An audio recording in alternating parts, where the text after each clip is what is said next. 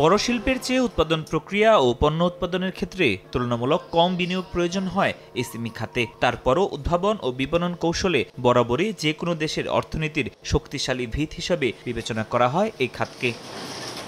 বৈশ্বিকভাবে ব্যবসা বাণিজ্যের মোট ৯০% এসএমই খাতের দখলে। মোট কর্মসংস্থানের অর্ধেকেরও বেশি হয় এ খাতের মাধ্যমে। বাংলাদেশের প্রেক্ষাপটে এ খাতের গুরুত্ব ও অবদান অনেক বেশি, কেননা গত ৪ দশক ধরে এ খাতের উৎপাদন বাড়ছে, পাশাপাশি গত ২ দশক ধরে ধারাবাহিকভাবে বাড়ছে জিডিপিতে অবদান।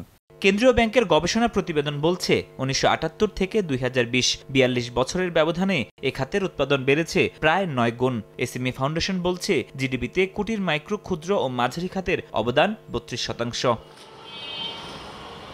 অর্থনীতিতে এমন অবদান রাখার পরও মন্দার কবলে পড়েছেন এ খাতের উদ্যোক্তারা। তারা বলছেন ব্যাংক ঋণের জটিলতার সঙ্গে কয়েক মাস ধরে বেড়েছে গ্যাস বিদ্যুতের সংকট, যা নিত্য নতুন চ্যালেঞ্জের মুখে ফেলেছে তাদের। ছোট ছোট উদ্যোক্তারা যারা ছোট ছোট পুঁজি নিয়ে কাজ করছে, তাদের যে পুঁজি যেহেতু স্বল্পতা আছে, সেই সাথে বিদ্যুতের সরবরাহ সেটার মধ্যে ঘাটতি, গ্যাসের ঘাটতি, সবকিছু মিলে কিন্তু এসএমই সেক্টরে যারা উদ্যোক্তা আছে তারা ভালো নেই। সরকারকে দাবি জানাবো যে এসএমই ব্যাংক বা প্রত্যেকটা ব্যাংকের মধ্যেই এসএমই একটা আলাদা সেক্টর তৈরি করা। প্রতিযোগিতার বাজারে টিকে থাকতে নীতি সহায়তার পাশাপাশি প্রণোদনা বাড়ানোর দাবি তাদের।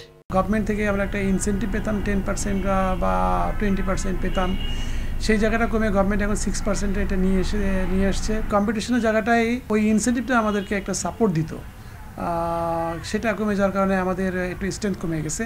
তরুণদের এসএমই উদ্যোক্তা হতে উৎসাহিত করতে নতুন ঋণ প্রকল্পের কথা জানালো এসএমই ফাউন্ডেশন। প্রায় ৩০০ কোটি টাকার উপরে ক্রেডিট হোলসেলিং প্রোগ্রামের মাধ্যমে ব্যাংক এবং নন ব্যাংকিং ফাইন্যান্সিয়াল ইনস্টিটিউশনের কাছে আমরা দিয়েছি 4% ইন্টারেস্টে। এখান থেকে অনেকে ঋণ পেয়েছে, ভবিষ্যতে আরও পাবে। হালনাগাদ তথ্য অনুযায়ী সারা দেশে সিএসএমই শিল্প প্রতিষ্ঠান রয়েছে ৭৮ লাখের বেশি। শিল্প খাতের কর্মসংস্থানের ৮৫% কর্মরত রয়েছে খাতটিতে।